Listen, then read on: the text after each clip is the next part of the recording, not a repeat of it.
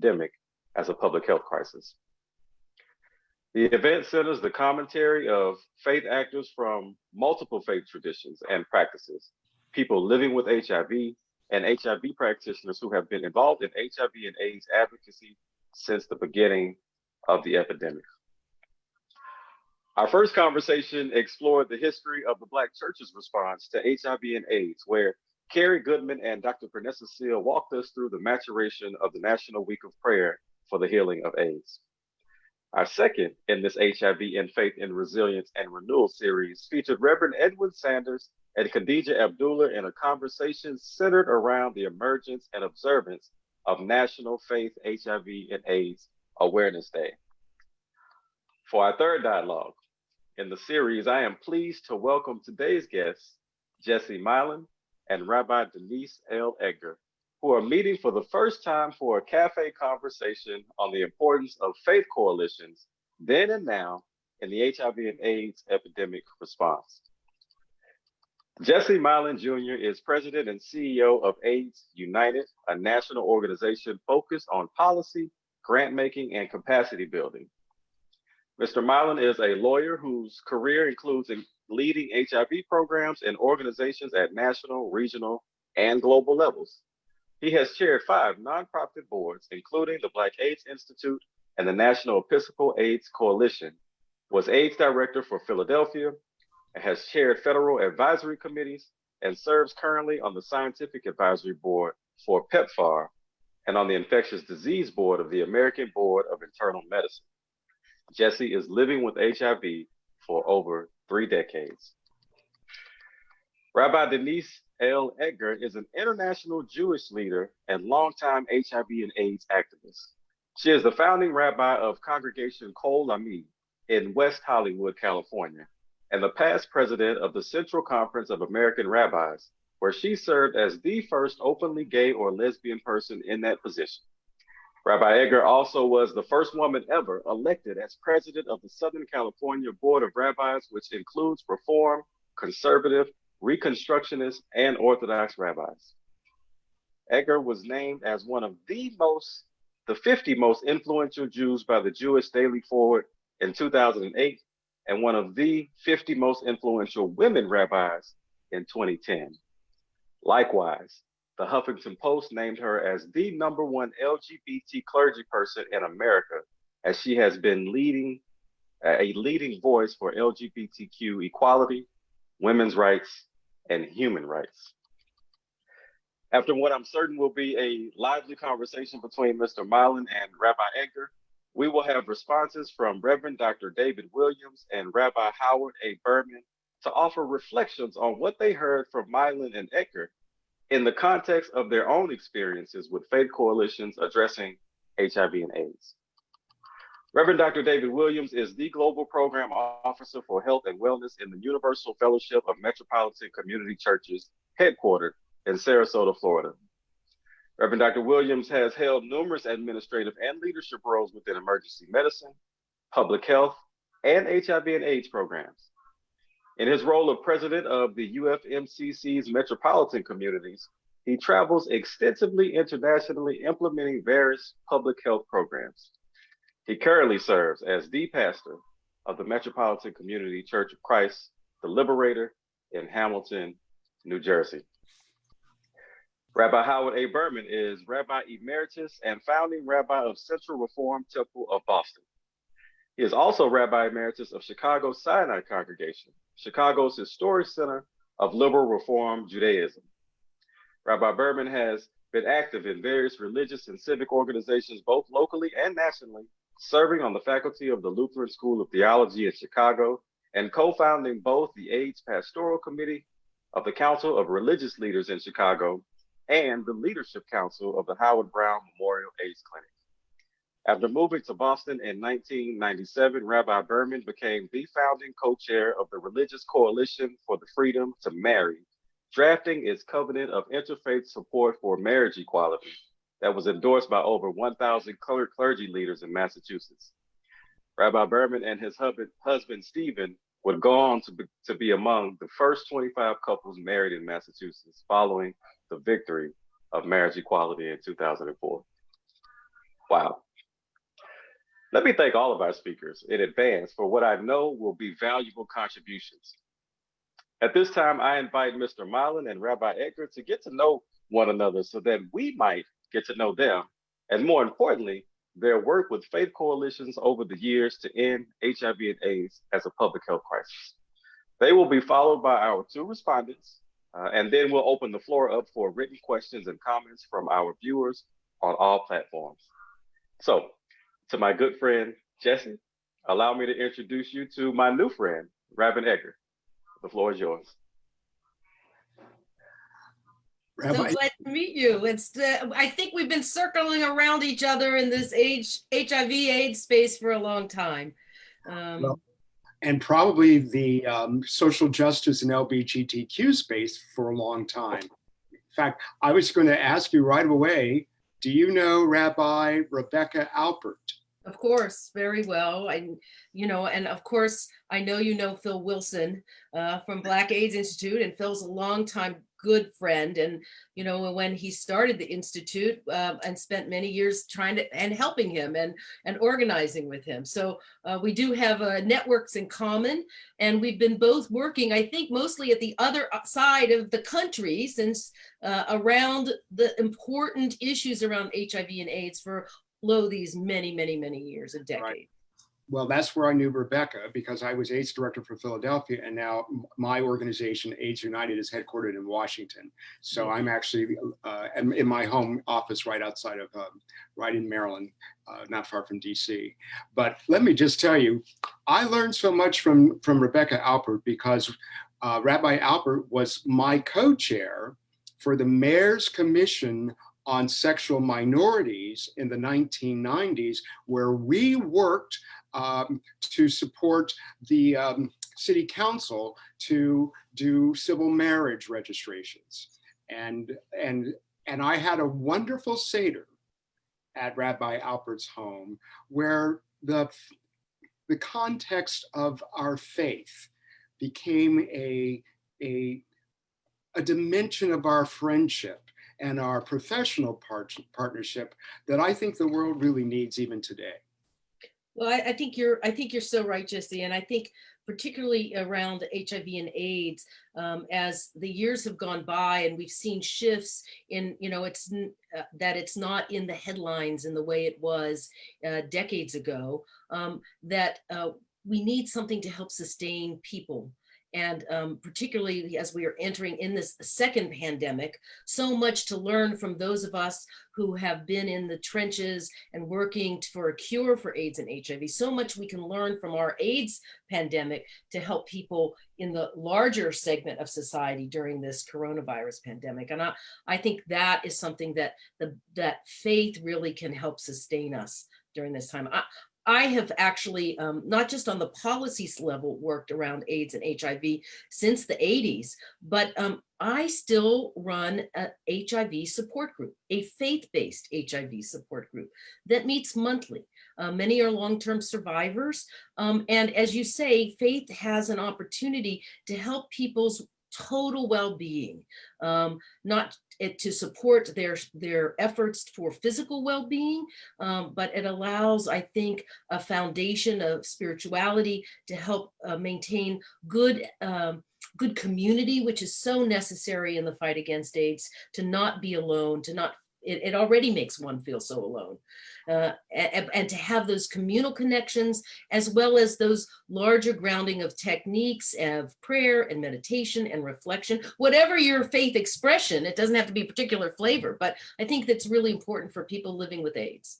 Well, I'm glad that you mentioned support groups, because they were so important during the 1980s for people who were diagnosed and dying of AIDS, but also for those of us who were caretakers, those of us who were concerned. And many of those support groups were meeting in houses of worship, right? In the basements, in the parish halls. And for so many in the LGBTQ community, particularly, those became safe spaces. But for so many people, those were the first time they had felt that they were in a safe space that was in a faith community or a house. Yes. absolutely correct. And You you are know, so for right. today, we have so many people, both from the HIV community and the LGBT community, who are still concerned that a house of worship is not a safe space for them, not a safe space to be who you are or to tell everything about who you are.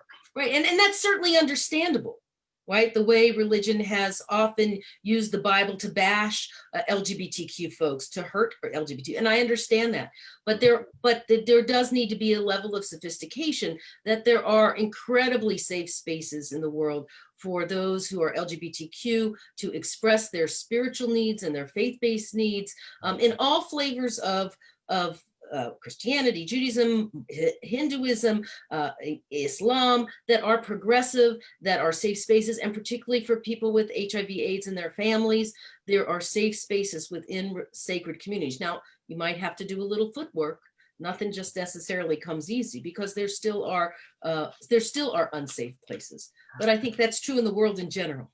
I think that's very true, but I've had two very interesting experiences lately. One a year ago at the Congressional Black Caucus Foundation conference, where a heterosexual Black man in a workshop that I was helping to lead stood up at the microphone during the Q&A and announced for the first time publicly that he was HIV positive. So powerful. For a heterosexual Black man, and he had kept this secret even from most of his family for over 20 years. And so and my organization just won a new contract where we're going to be working with the federal government on a new project for Black women and HIV. And I fear that as we look at the HIV epidemic today, there are many people outside the LGBTQ community who are having the same experience that the LGBT community has had for most of these last 40 years of HIV. Yes. Where is the safe space for me in my faith? Yes, and I think that is just so true. There are many closets that we all live in. And here in Southern California, we also see that in the Latinx community.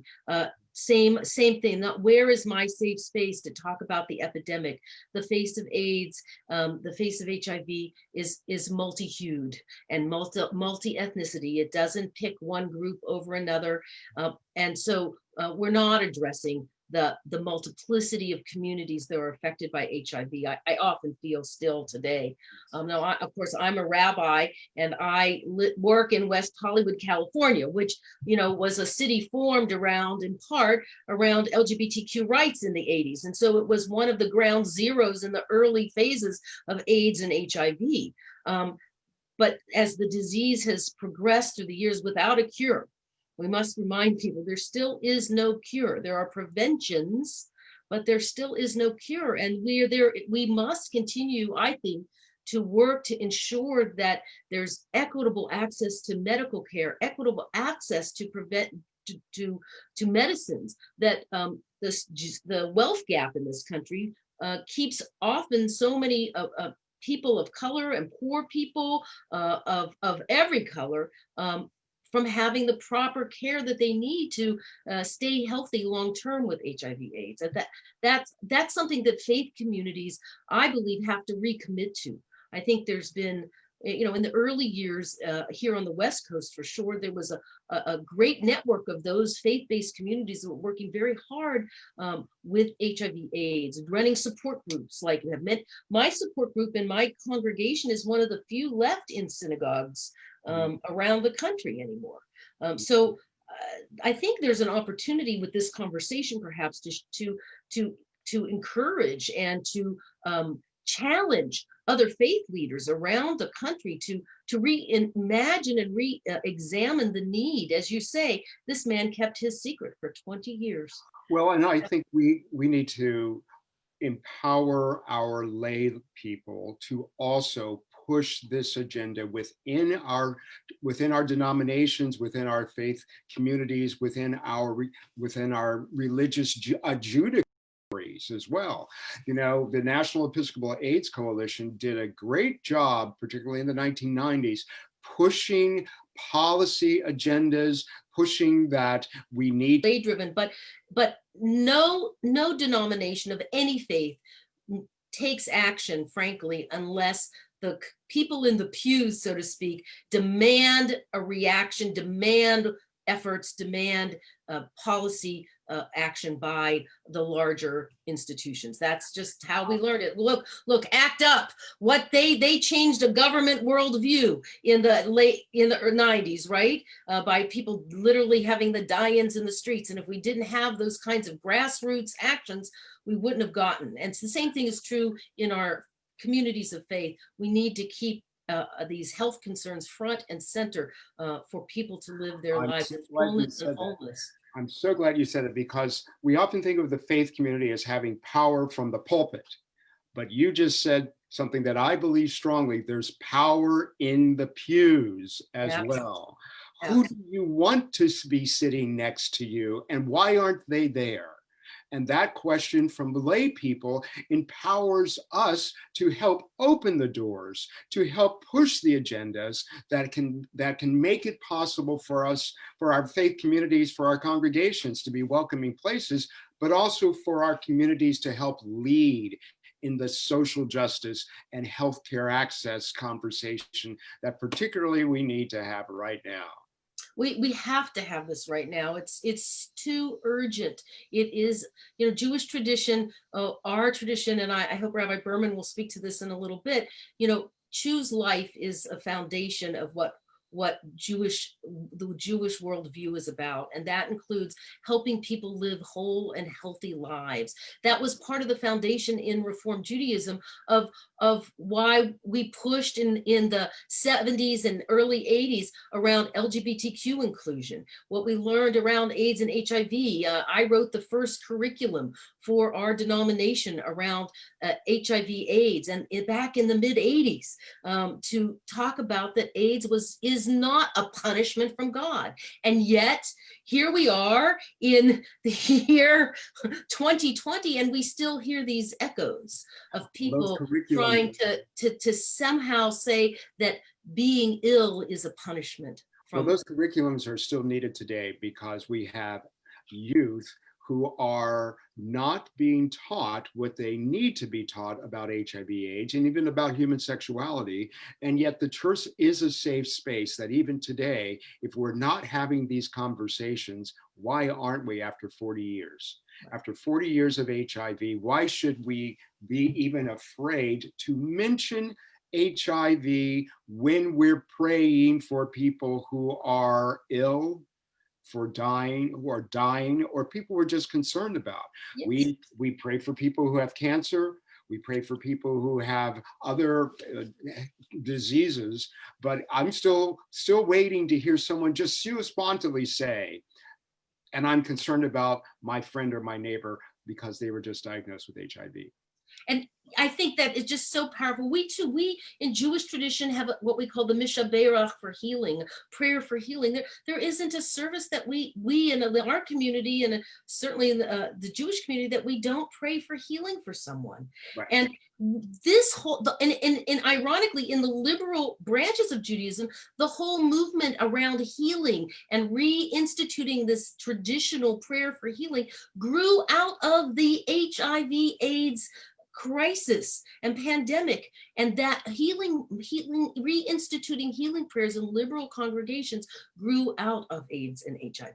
Just like something that I think is, as you're talking about, is going to be necessary continuing, particularly as we face a Supreme Court that is hostile to people of color, to minorities, to people with HIV, as they try to take away health care from everybody.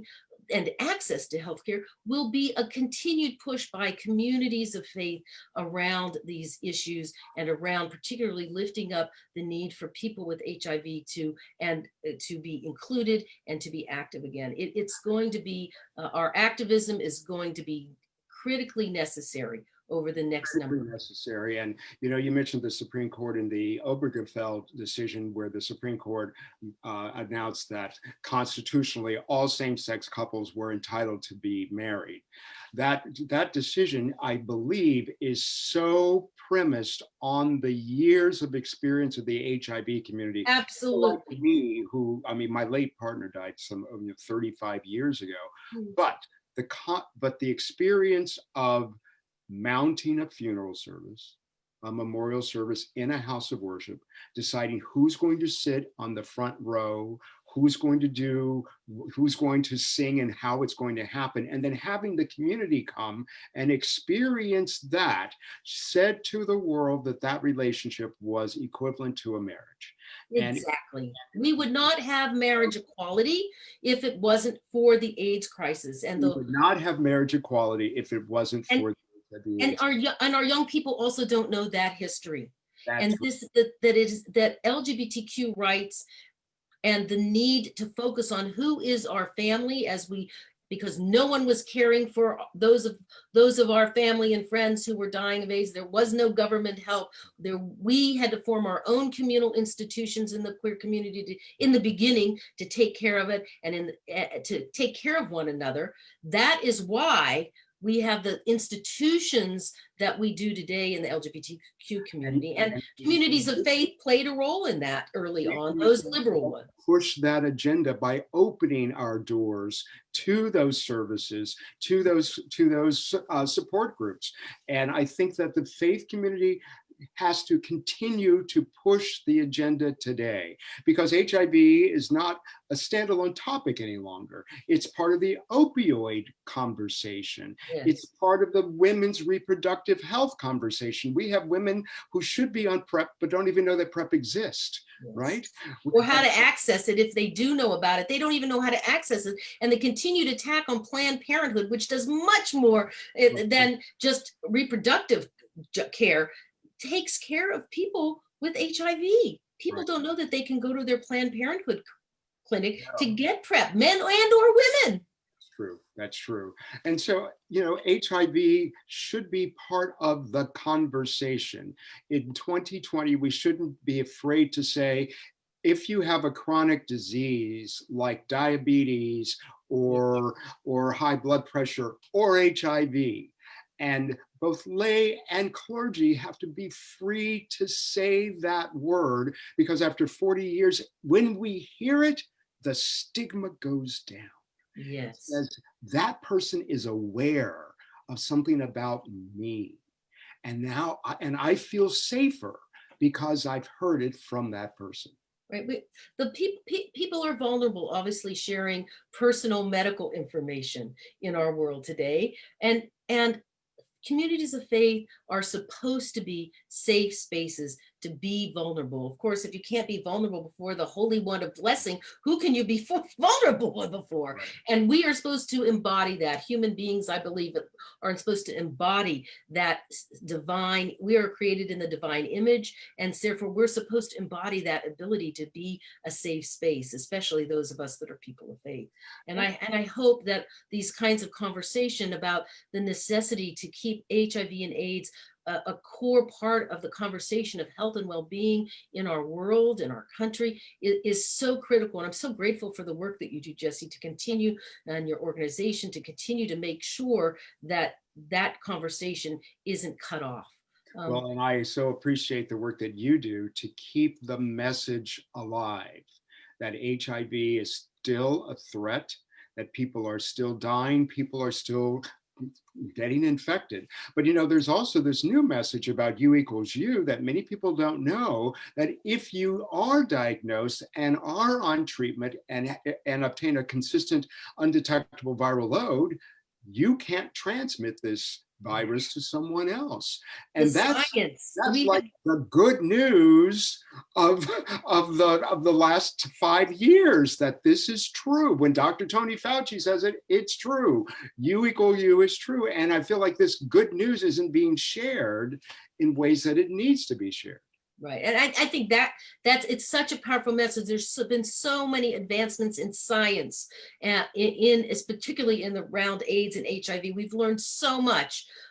And so we don't have to be stuck in the past of the fears, as you talked about earlier, the stigmas of those early years. We are in a different place, scientifically in a different place. That doesn't mean that everything is fixed, that there is a cure, but there are plenty of ways to live long, healthy, whole lives with HIV. It's very different than 40 years ago. And I think our faith communities have to figure out how to make this message relevant for the Gen Xers, for the millennials, because those of us who are baby boomers, and I don't mind, it's pretty clear that I am. I am too. There's no question. Our lived experience of living through the 80s and 90s is not the experience of someone who's under 40 or under 35 or even under 25. How do we make it clear that that experience is a plateau from which our faith communities are operating? And now that plateau invites you to bring your experience and your needs into our traditions. It's a powerful question, a question that churches and synagogues and mosques and temples need to address, particularly because often those young Gen Z and millennial and the early are not in our pews. So how can we take a spiritual message that goes beyond the walls of our institutions, even virtual walls of our institutions? Yes. To share that information is a powerful question for us as leaders to consider. Well, I think I'm so glad to meet you, Rabbi Eager.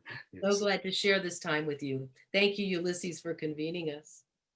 Oh, it's absolutely my pleasure. I was slow to rejoin the conversation because myself, I was engrossed in you all's dialogue, the history sharing, the legacy that both of you all hold and possess. I wish that I could continue to hear you all converse over the next 30 minutes, but alas, time. And so I'm really looking forward to the reflections from Rev Dr David Williams and also Rabbi Howard Berman in terms of what they heard and how what they heard impacts their own experiences as it relates to faith coalitions in response to HIV and AIDS. And so I want to invite first Rabbi Berman to offer his reflections. Rabbi Berman, what did you hear? I heard a number of things that so resonated with me based on the wonderful insights that Denise and Jesse have just shared. I think the main one was, and it's the whole theme of our conversation today, is the historic role of coalitions, of interfaith coalitions. All of us have been involved within our own denominational frameworks in helping to have our own faith communities and traditions address these issues and rise to the occasion. But it's been my experience going back to 1985 that it was the coalitions of churches and synagogues at that time that really moved the dial forward on offering responses and offering guidance on this issue. I was in Chicago at that time, and in 1985, we organized the Council of Religious Leaders Task Force on AIDS. And this was, I think, one of the first major metropolitan interfaith clergy coalitions to begin talking about how we could respond as faith leaders to what was clearly a growing pandemic. And it's really important, I think, to point something out about the religious coalition and then later its outgrowth, the AIDS Pastoral Care Network in Chicago. And as you would all probably assume, the leading forces, or among the leading forces in these two efforts, were UCC clergy, Reform rabbis, Unitarian Universalist ministers, and Episcopal priests. That would be, in most of our experience, the assumed spectrum.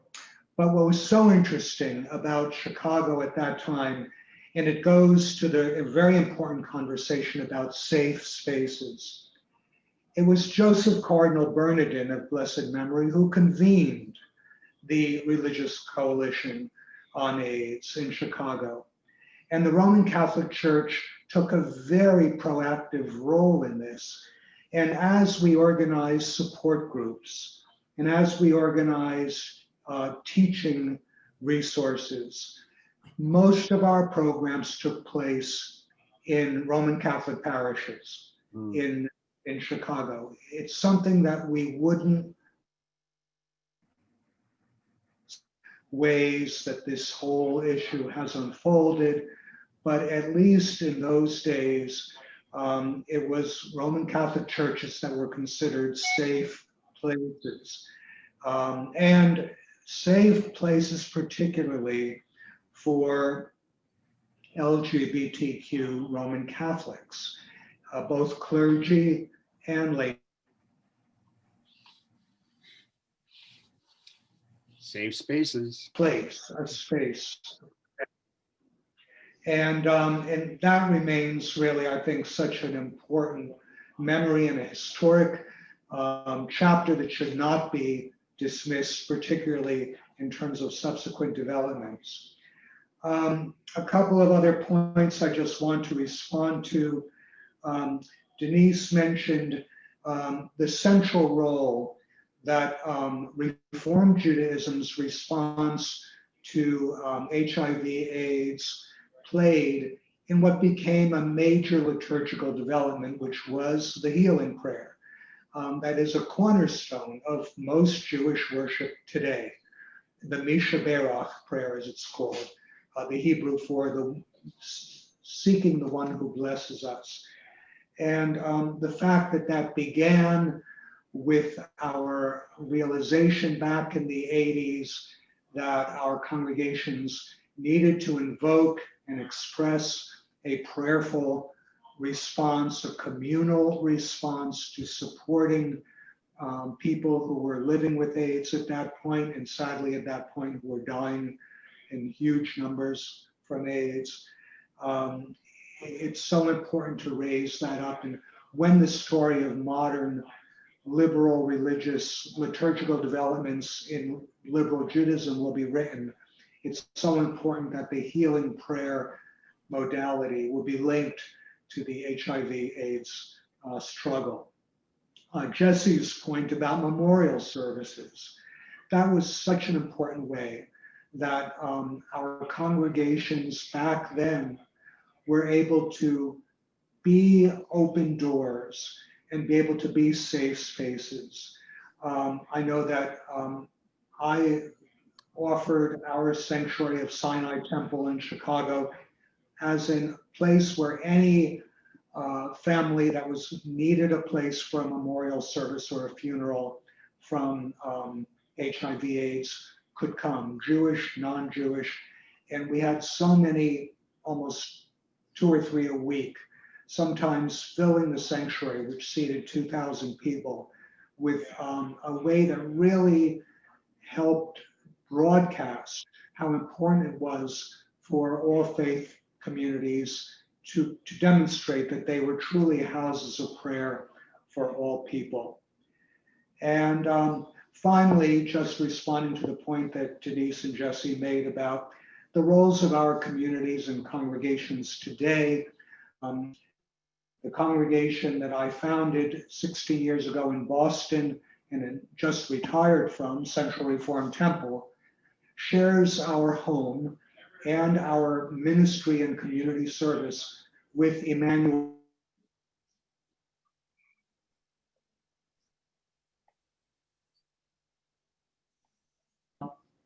This issue of not only merely welcoming LGBTQ people and people living with AIDS and everyone who is outside the mainstream, not merely welcoming, but embracing, empowering, and having that be an inseparable, seamless part of our ministries together as congregations sharing our home together.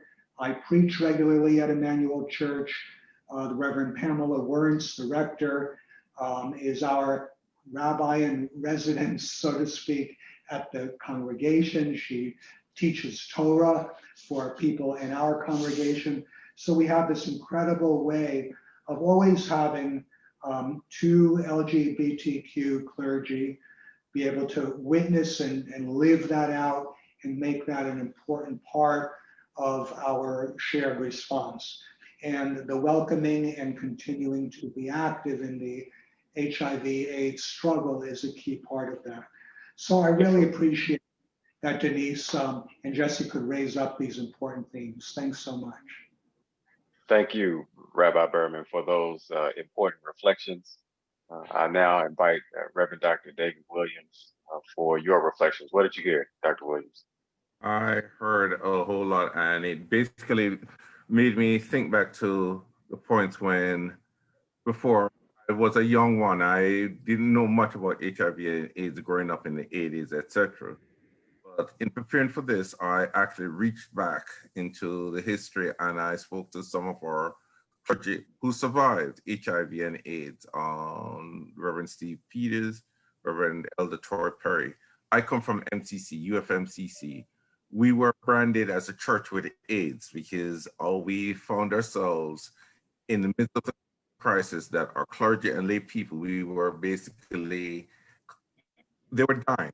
They're getting sick and dying by the dozens, by the hundreds. And we actually had to respond to it. And I looked back, and then in speaking with some of the folks who survived it in the past week, I realized how there are the coalitions that were reached out because, you see, being an LGBTQ identified church was not exactly mainstream. The World Council of Churches wouldn't touch us. The regular mainstream religions wouldn't even touch us. So therefore, we had to do for ourselves what other folks would do. And in that process, Rabbi Egger's name came up where they're like, yeah, they're referred to as Denise, by the way. It's just like, this is with all of that, Troy, Steve, and that was the whole coalition. So I realized where my foundation had started from and what I had to build on. Fast forward to today, the coalitions exist. MCC and UCC works closely together, and through the Faith Coalition, reaching out to work with folks like Ulysses, and the rest. But one of the things that in looking back, I look back within my own denomination and see, like, most folks have gotten what I call AIDS fatigue, like the COVID-19 fatigue, like, okay, we've heard about it and it's become quote unquote mainstream in the sense that you have all these drugs and different things. So therefore it's become a chronic illness as opposed to this death sentence that initially it was. And so doing, you now find people, from what I was hearing, folks didn't have a choice but to step up and do work. Now we hide behind stigma, because a lot of times you find that folks are not willing to say, yes, I'm HIV positive, and to step out on, quote unquote, step out on faith and said, yes, they'll be accepted. One of the other things that I looked at was that a lot of within denominations, there may be coordinated national programs or regional programs, but it's an individual congregation to decide whether or not they're doing, and a lot of that leadership comes from the pulpit, but at the same time, vice versa. What are our ministers or clergy thinking they have to do? If they don't have to address it, yeah, I'd rather not deal with it. It's like the don't ask, don't tell of in the 90s. Like, you don't tell me, I won't ask, and we're good. But the coalitions that I see nowadays, it's somewhat tenuous in the sense of not knowing how to move forward, because you're dealing with you versus you. You're dealing with PrEP. Then you're dealing with the morality issues, supposedly morality issues around PrEP. Are you a PrEP whore? What does that say about you if you're on PrEP? Does that mean that you're doing this? So how do we get our heads around that? And then coming in, I hear a lot of, our older clergy will say like, or even older members with late folks will say like, I don't know about this PrEP thing for the most part. Why are you guys pushing this? Why don't you tell people to be safe, etc.? And it's always that 20th century medicine, 21st century medicine versus 20th century thinking. And that's where you start getting into some very, I should say, murky waters in dealing with folks. But listening to both Mr. Milan and Reverend Rabbi Eagle, it gave me a sense of what happened back then in the 80s, etc., because it's not something we heard about growing up. I was in high school then and coming through. And when you got out there, it wasn't the message. I didn't get the message about HIV and AIDS till probably it was, I think the first time I came across AIDS was when I did my senior thesis in college. And I did it on antiviral therapies. And there was this thing called HIV. I'm just like, what is this? And it's just going back into doing that. And you didn't think about people in churches, people getting it in churches. Fast forward to 2020, it's still there. There are people still unwilling to state, yes, I'm HIV positive. Yes, this is what I've been living with X amount of years, because it has been easy to hide. And it's not even hide, it's just, I would call it hide, it's the stigmatization of folks. And then that is where I see the work of coalitions need to take it from where we started from. And I think that was basically the big pieces that I came away from that conversation. Where my thought was where we were, what we, where we are now, and how do we move forward? Because a lot of radical stuff that went on back then, most people are like, it's like the whole wearing masks with COVID. Everybody's tired of being locked down, etc. They're like, yeah, we got over the AIDS crisis, etc. Oh, it's just a chronic illness. But at the same time, if you go on any one of these quote unquote dating sites, whether straight or gay, you'll see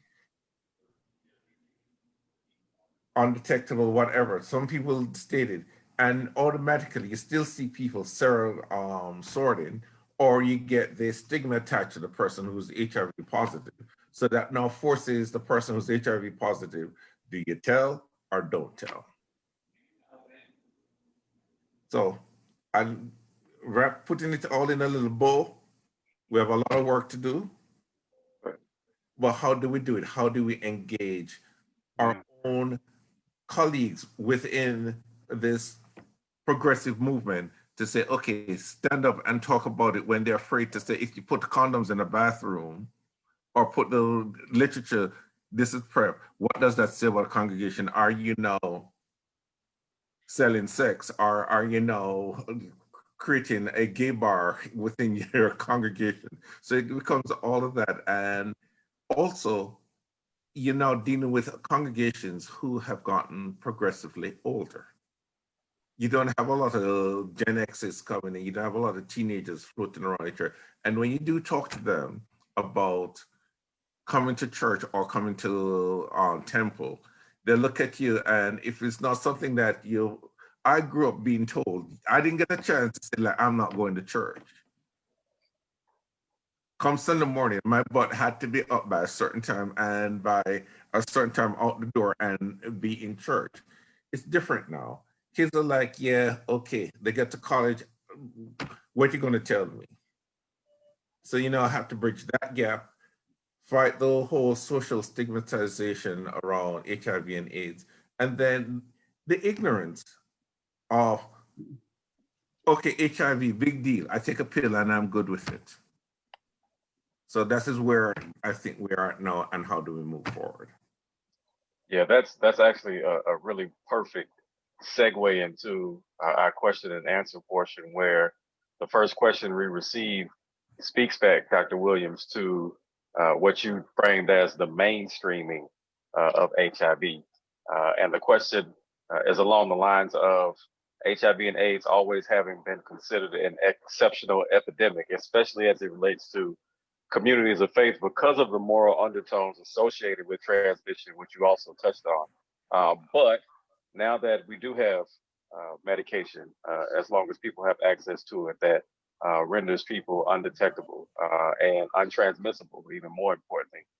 Do you consider HIV and AIDS to still be exceptional in the sense that it needs to be something that we focus on outside of the broader context of comprehensive healthcare?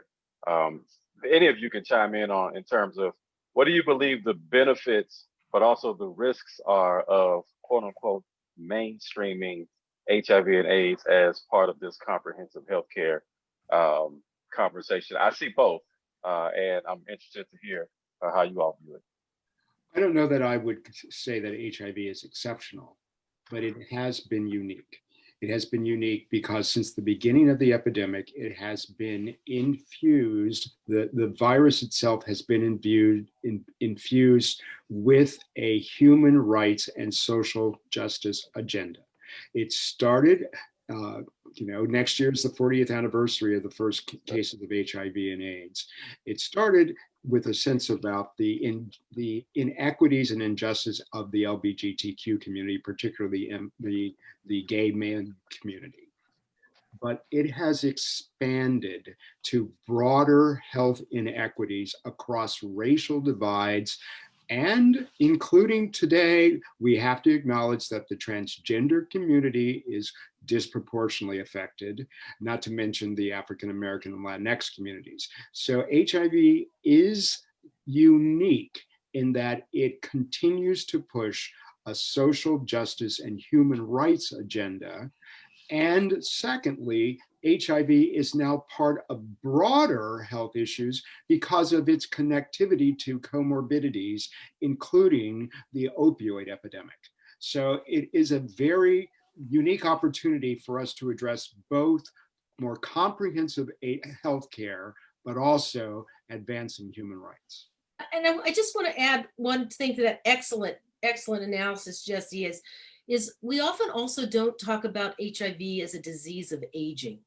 But what we do know from all of the science is that it makes a 60-year-old be internally and sometimes externally like an 80-year-old.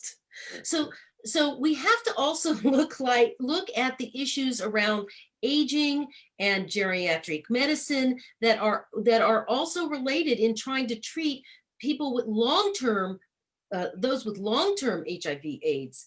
And so we have to look at it again. I do think we have to look again, as Jesse said, in this comprehensive way around health and well-being. But in the specific, and I want to address something that Rev Dr. Williams said that I think is powerful and not to be missed here, is that because of the associations with sex and sexuality, we have to, I believe people of faith in particular, then this is a role, have to have a sex positive and discussions around being sex positive and around human sexuality.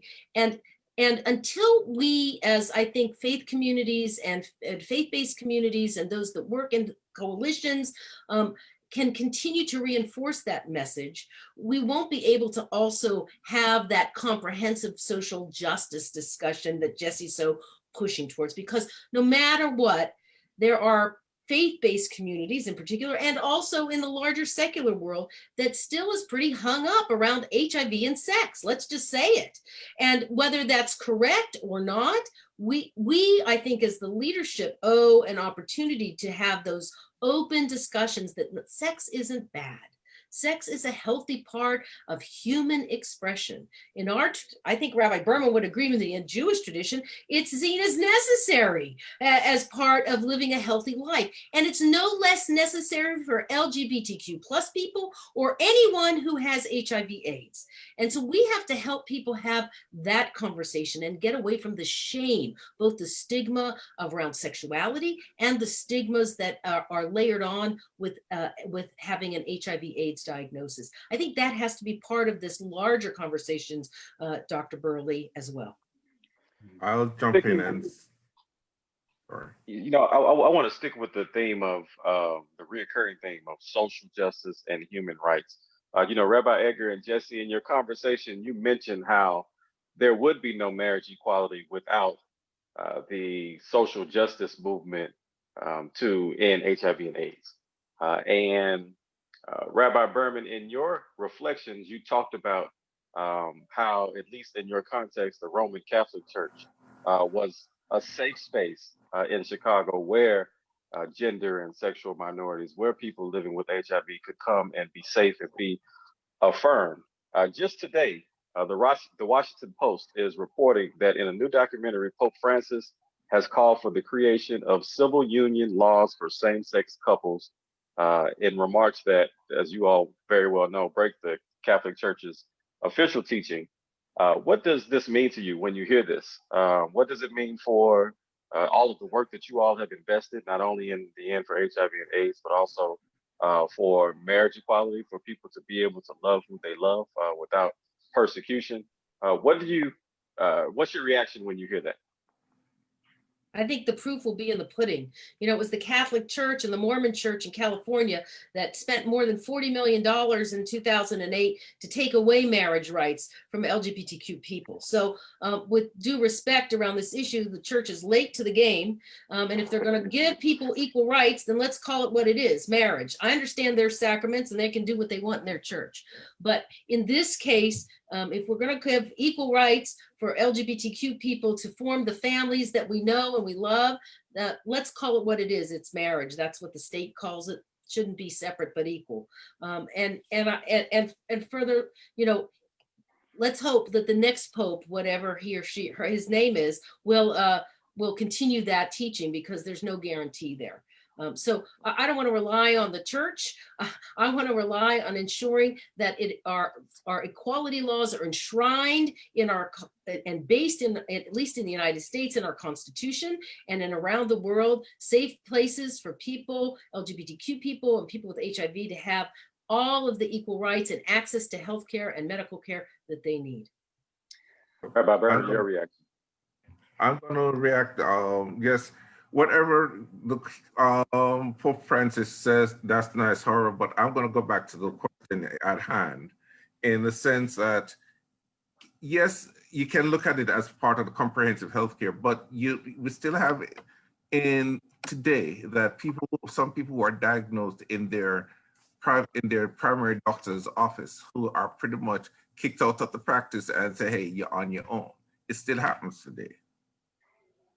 And so part of it, you cannot just say, we'll leave it to comprehensive healthcare, because people will fall through the cracks. Because if you go to your doctor and this happens, and they do nothing about continuity of care, just like, hey, tough luck, man, you're on your own. The church still needs to be a place where you can, as I said, get some relief, somewhere with a safe space. So that still needs to happen. So it's not exceptional, but I'll use Jesse's word, it's unique, and it still needs to be addressed in the church, because a lot of folks sometimes find out, because they're afraid to come forward. It's only on a routine test that they may get sick or something that, okay, let's do an additional test. It comes up and they get the shock.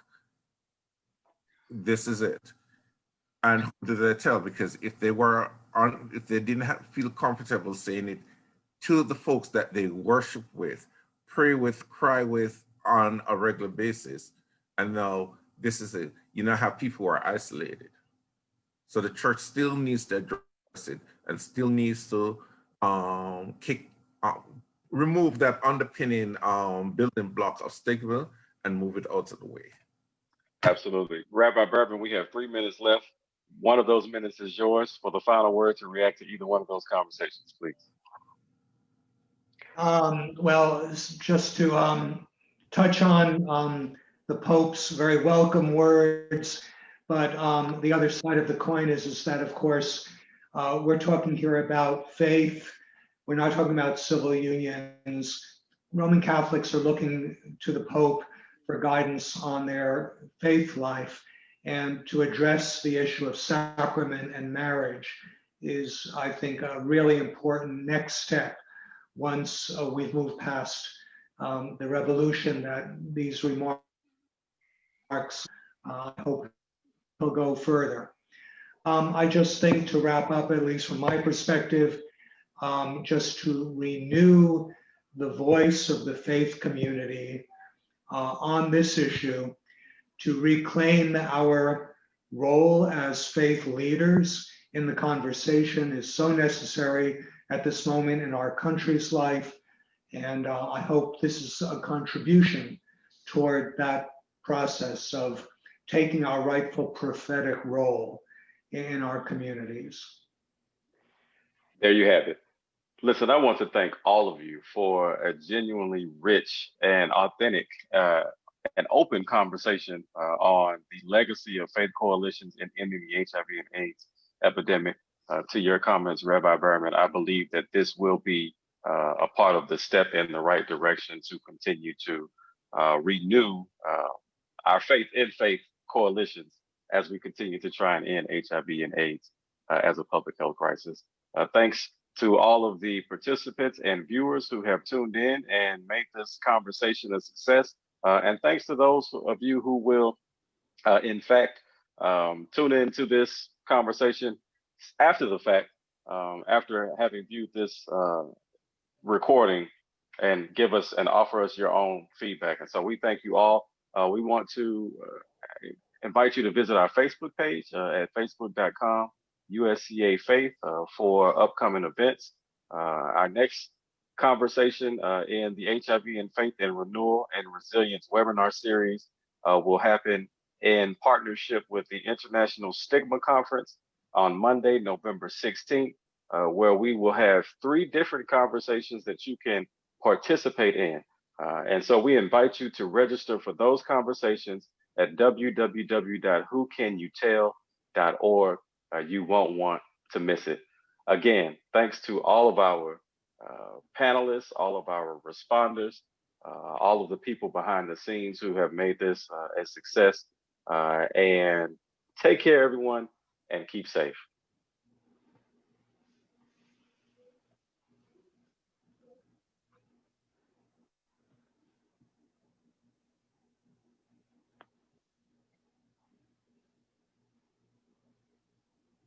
Uh.